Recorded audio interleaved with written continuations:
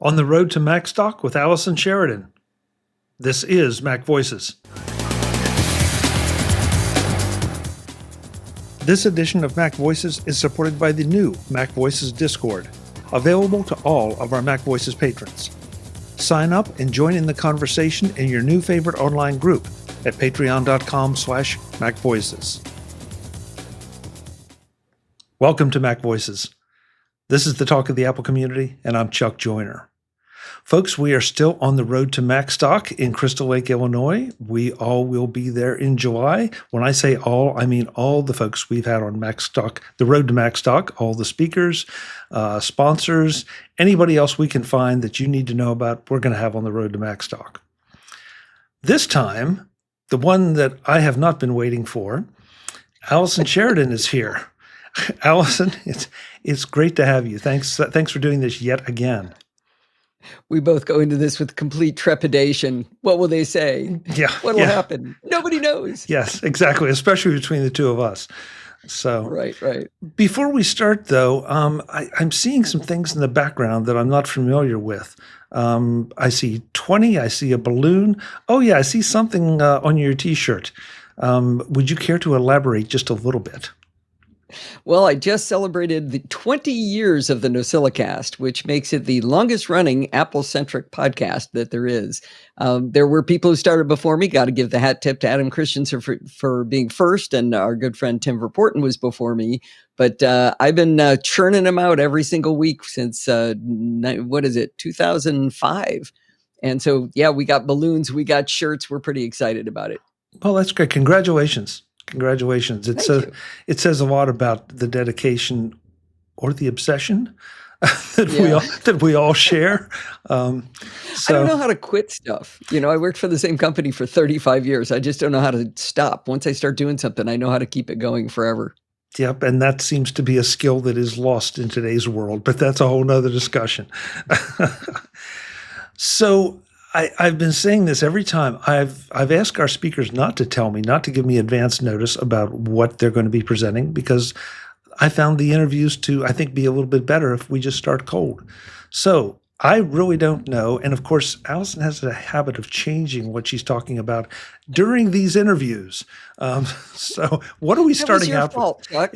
It was my fault. Yeah, it's always my fault. What are we starting out with, Allison? Let's do it that way. Well, I'm doing a main topic and I'm doing a workshop. And Chuck, to be honest, last night I went out to Macstock Conference and Expo and I looked at the agenda to see what it was I said I was going to talk about. I do a lot of talks. So keeping track of who I told what I was going to talk about, it gets a little hard to keep track, I'm afraid. And my memory, if you asked me what I talked about on my own show last week, I probably couldn't tell you. Mike Potter, I'm so sorry. I know you're listening. I'm really sorry about this.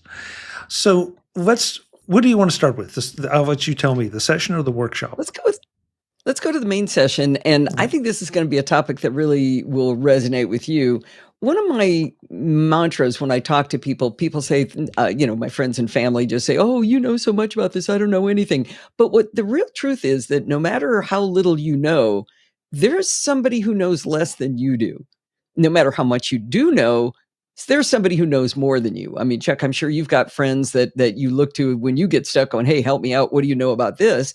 And I find I've got friends who say, oh, I'm not very good at tech, blah, blah, blah. And then they go, oh, yeah, I was showing my brother this thing because he didn't know anything, And so this chain, I call it the chain of happiness, that we all can help each other no matter how little we know. And I know on conferences, for example, people often are like, oh, I could never speak, I don't know anything. And that's not true. You do know stuff. You do have things to contribute. And there's a lot of different ways to contribute, whether you're an extrovert like I am and just love being in front of the microphone and the camera and being on stage, to maybe you just are willing to type to people. What are the different paths you can go down to try to share the knowledge that you have? And I think it's one of the core things that makes the Mac community a lot more fun. Does that make sense? Yeah, I especially the last statement. I agree, because I think that I think by virtue of the fact that Mac users tend to do more with a given machine or in a given project than the PC folks, I think that makes us more interesting and a little bit more diverse. And if that sounds like I'm doing a stereotypical thing, guilty as charged. But I know more Mac people that do more things than PC people who do a lot of things. Yeah, I don't know whether that's true. I don't have enough data points on that, but I have talked to my PC friends and said, hey, where's your community? Like, where do you go talk about all the cool tools on Windows? And I am literally met with a blank stare. What do you mean? Why would we do that? What are you talking about? That isn't something we do. Now, maybe my sample set was too small on even asking that question, but I find that Apple people tend to get together and have forums or user groups or conferences where they want to share what they know. And a big part of what I'm going to talk about is user groups. I said at the beginning here that I didn't remember what I said I was going to talk about because I do so many talks, and it's fantastic. It's super fun. And user groups really like guest speakers. They love guest speakers because they get tired of the same old person up there talking about whatever they've talked about every week for the last 20 years. And so when you come in, you're like a rock star, whether you know what you're talking about or not. I often am not the smartest person in the room, and I learn a lot from the people when I am doing these presentations. So there's a lot of ways to share your knowledge, and it can even be down to how to take screenshots to teach somebody how to do something, all the way up to speaking at Macstock.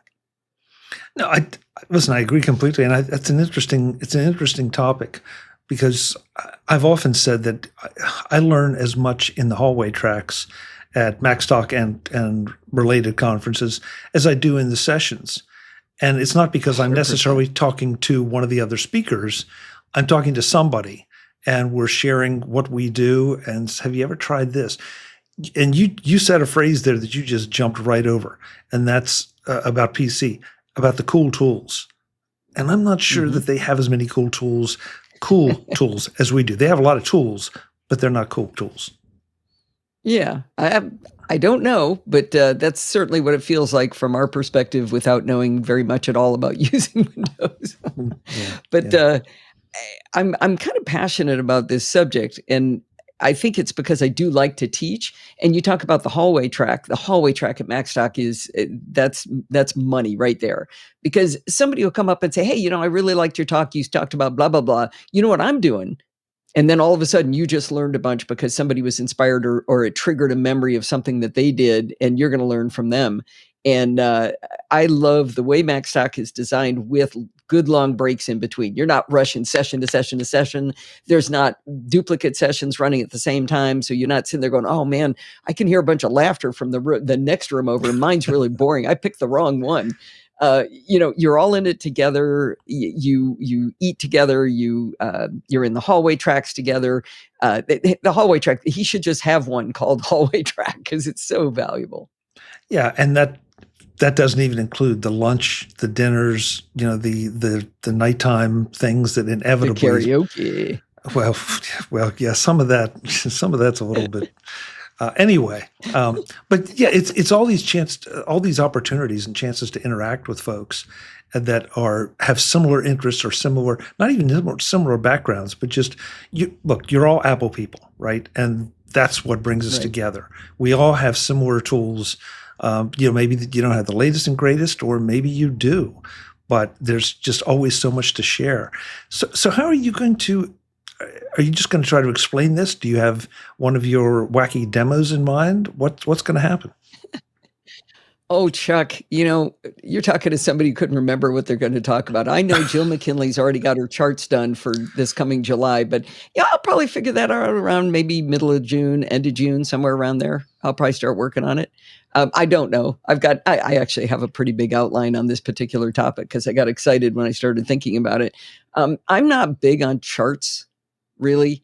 I remember I was at work and I was asked to do a 7-minute presentation, and they asked me weeks in advance for my charts. And I told the guy, I said, charts? I wasn't going to make chart. What do you mean? It's only 7 minutes. I can talk for 7 minutes without charts. That's ridiculous. I find word charts just bore me to tears. If you're lucky, you're going to get a graphic or two. There's not going to be a whole bunch of charts. You might, if I call out a product name or something like that, I might have a graphic on that, but I'm not going to, charts are boring. I don't like charts. Okay. Not a fan. Allison will be wearing a T-shirt that says "Charts are boring," right there. Okay, so that's going to be the session. What about the workshop?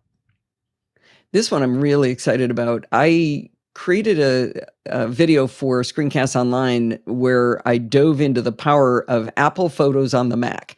And the reason I wanted to do that was because people ask me all the time, "Oh, what tool do you use for editing photos? What do you use for getting your great images?"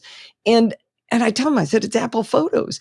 And I think because of the way Apple likes to maybe make you not worry your pretty little head about the complex things, you might not realize how much depth is actually in these tools, or in this particular tool. There are chevrons that you can flip down that you get down into crazy things you can do with your images. And I don't think people know that a lot of it's there.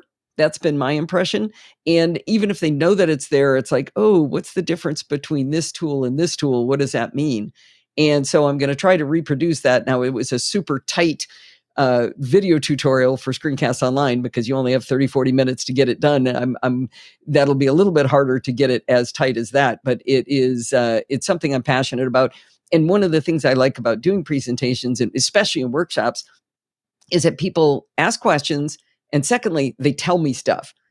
If I get it wrong, if I tell you what brilliance means and I got it wrong, I got it mixed up with brightness or something like that, somebody in that audience will stand up and go, "Well, Allison, you're actually wrong. This is what you should have said." It's like, oh, that's great. Now I know more than I did when I started. And I know a lot about it. I have studied it pretty closely, but there's nuances, I'm going to get into like, what's the difference between a style and a filter? And how come sometimes I see styles, but sometimes I see filters? Why am I seeing two different things? Why does that happen?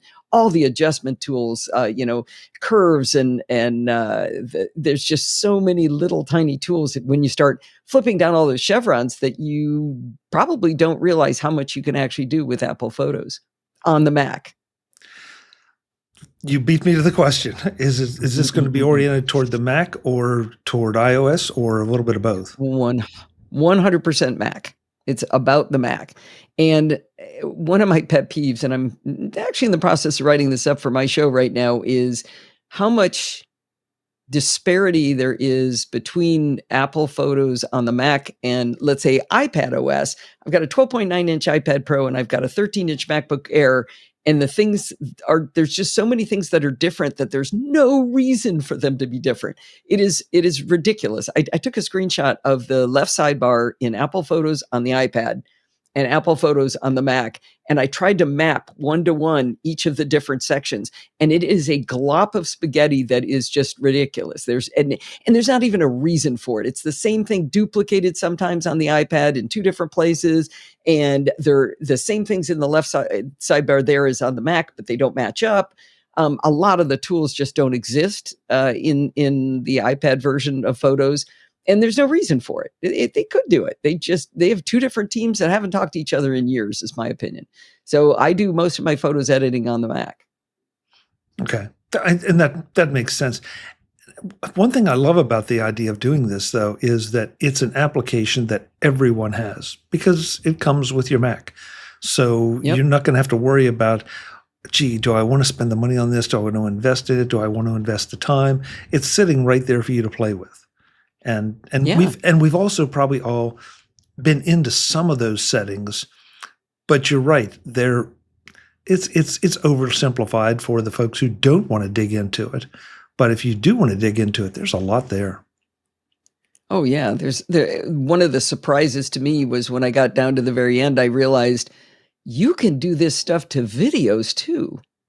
A lot of the controls work on videos. You could make a photo black and white. Well, you can make a video black and white. There are a lot of these filters and different adjustments that you can make. You can do them on videos. And so that all of a sudden opens up a whole world of fun. I mean, I'm with you because I've played with some of these things. I probably haven't gone into it in the depth you're going to go into it, but I've gone into it as much as I need to. And yeah, you look at it and you kind of make mental note that I need to come back here and look around and see what else is here that I could use. So you're going to show me. Yeah, I hope to. And I do like doing something that everybody already owns. I mean, I'm not above showing you an app that's going to cost you an arm and a leg, but or even a small pittance. maybe a knee joint, but it's fun to do something where everybody's got it. And I know a lot of people will be traveling with their iPads, but hopefully they'll be able to pay attention and take notes and think about what I've talked about, and maybe just to open their mind to exploring those menus on their own and playing with the sliders. Because I'm going to swing these sliders all the way to the right and all the way to the left to show you what they do. Because the right answer is a subtle change always, but unless you swing them all one way or the other, it's real hard to figure out what they actually do. And but Apple's support articles are actually pretty good at explaining what each step does. And I mean, I had that open when I was teaching it in for Screencasts Online, so it's a lot of detail in there that you can get from the support articles too. So is this going to be? Do you plan to make it? Since we know that plans change, do you plan to make this like photo retouching and making your photos look better, or is it going to be focused a little bit more on making them creatively different? Because there are a lot of ways I'm thinking about Photoshop and some of the things that some of the Photoshop wizards can do. And I've never tried it, so I don't know if photos can do it. Do you explore that at all? The answer to the question is no. I'm not going to do either one of those. So I'm not going to take, here's a task and let's see how we could execute it with photos. I'm going to take photos that are representative that would benefit from some of the tools and flip each thing down and show you, if I take this, like I've got a rose, I'm going to make it black and white, and then I'm going to make it fully saturated, or I'm going to, here's noise reduction. What does it do to that kind of image? So I've handpicked some images that I can use to really explain how the tools work, but I'm not going to say this is what you should do to create this sort of effect. Some HDR effect or something like that. I'm not going to do that. It's just, how do the tools you already have work, with some examples that maybe benefit from those particular tools. Like I've got a waterfall photo to explain live photos. I'm not going to do, I'm not telling you what you should do with a live photo, but if you do these different things, this is what happens in that live photo. I probably should have guessed that, because I know you so well that's a very pragmatic approach. And it's one that people can take home something right away, because maybe they take a lot of those photos at the wrong time of day and they get the noise. And so you can show them how to reduce it or eliminate it. Yeah. It's, I get into some stuff. There's one section I do not understand how to use. And I'll actually go, well, I don't know, there's this curve here and you draw this line, you fling it around. I got no idea how that works, but it turns out if you use levels, you could do the same stuff, but I understand how those sliders work. So again, you can see that just learning the effects and how they work. And then when you hit a photo, you'll go, oh, she did that levels thing. Let me go find that and flip that chevron down. Or, you know what, this photo actually could be pretty cool if I made it in black and white. Or I took this photo of the night sky and it's got a lot of noise in it. Maybe I want to try to reduce that noise. How could I do that? By the way, noise reduction is the weakest thing in Apple photos, but just as an example. These are two very different kinds of sessions. I think one sounds like it's principally community oriented. The other one is a bit more nuts and bolts on a particular program. Was that intentional? Well, one's a workshop. So to me, a workshop, I got to give you tools, right? I got to teach you how to do something exactly. The other one's probably a little more on the inspirational side. What's the topic this year? Is it share, I think? Yes. Mm-hmm. So, yes. Hey, that's what my topic is about. It's about how you can share. And I'm going to try really hard to never say the word should. Anybody who's coming, and all of you, I assume, are now coming because you're so excited about hearing my talks. If you hear me say should, maybe I should do that. I should tell everybody every time I say should, and you're the first one to call it out, I buy you a drink. I don't know. Because I don't want to tell anybody what they should do, because not everybody's like me. But what you can do and what you could do and what might be fun to do is what I'm really looking for on the other topic. Okay, that's splitting the hair fine, but I like it. Because you're not posturing yourself as telling people what to do, just what can they do. That's interesting approach. It's something I'm trying to be better at. And I think part of it, I don't know if you remember, maybe this is pulling the curtain back a little bit too much, but you and I had a very interesting discussion on community one time. And my approach to community and your approach to community are completely different. And I'm trying really hard not to say, Chuck, you should just because it's what I like and what makes me happy and what gets me out of bed in the morning, that doesn't make any sense, right? If it makes you crazy to do what I do, then that's not the right answer for you. So trying to tell people what they should do, the word should, you should just get rid of from your language altogether. I know, based on this conversation, I don't think you can, but it might be an admirable goal. This is going to be fun. This is going to be, I'm really interested to see what you do on both sides, one for information, one for entertainment. And I mean that in the most positive way. Well, they might both be entertaining. One of my mantras is that I may not always be right, but I'm always entertaining. That's what you can count on. Another t-shirt. Well, Mike Potter has been kind enough to give all the speakers a speaker code to help you save $50 on attending Macstock Conference and Expo. Allison, your code is? We think it's PodFeet50 in all capital letters. Oh, yeah, I just verified it. We're right. Chuck had to tell me what it was because I forgot what it was. But yes, PodFeet50, all capital letters to get $50 off. And I think I get some kickback from that too, don't I, Chuck? I think that's the way Mike's working it, but I'm honestly not sure. I've forgotten. I think there is something like that. Yeah. Oh, I'll get $25 back. Okay. So that's fun. But one of my favorite things about Macstock is how many NosillaCastaways come to Macstock. So many NosillaCastaways. We take a group photo every year, and it's just really fun to see so many people who enjoy my show and enjoy the shows of the other people who present at Macstock is really fun. And I, for one, am really excited to see Chris Cook do her presentation. I know you've already talked to her. Very, very excited about her. Listen, I have not talked to anyone I'm not excited about hearing their presentation. I said it, I forget whose interview I said it during, but I feel like I'm not going to get to the hallway track because everybody seems to be presenting something I really want to sit through and learn from. So that's about as good a testament as we can give.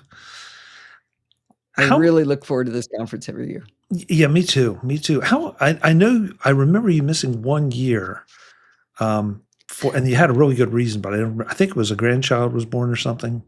Do I have that right? Yeah, our grandson was supposed to be born like the day of Macstock. He ended up waiting a week, so I could have gone. And we didn't go to the first one, the real tentative opening right after COVID. We decided to sit that one out. So that'd be, what are we on? We're on Macstock 9, so I've been to 7 of them. Yeah. I think I don't know. You've been around too, I think. Yeah. I've been around for most of them. I know I had COVID 1 year and had to step away at the very last minute. And I don't think I went to the one that tentatively had reopened for some similar reasons.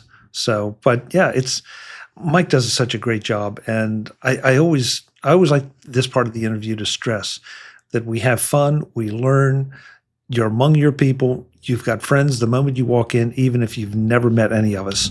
It's just the way that Macstock is. It's not cliquey.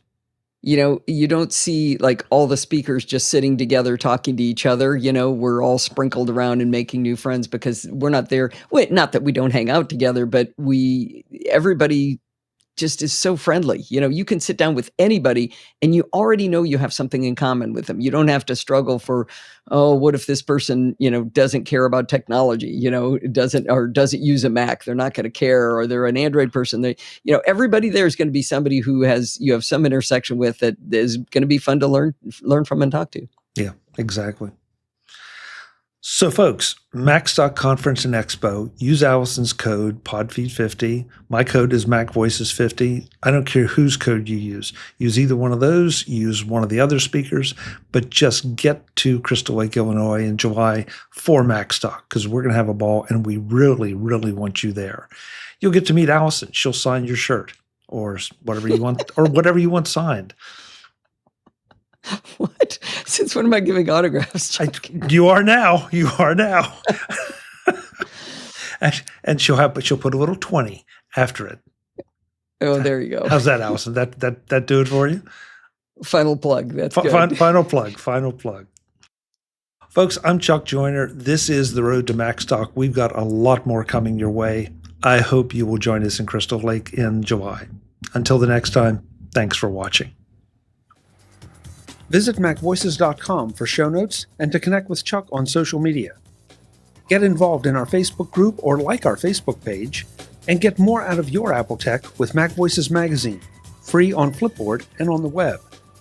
And if you find value in it all, consider supporting us through either our Patreon campaign at patreon.com/MacVoices or by making a one-time donation via the PayPal link on our front page and in the show notes of each episode. You will join these fine people who help bring you MacVoices.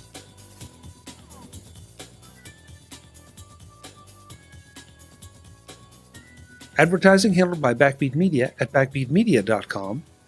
Bandwidth provided by CacheFly at cachefly.com.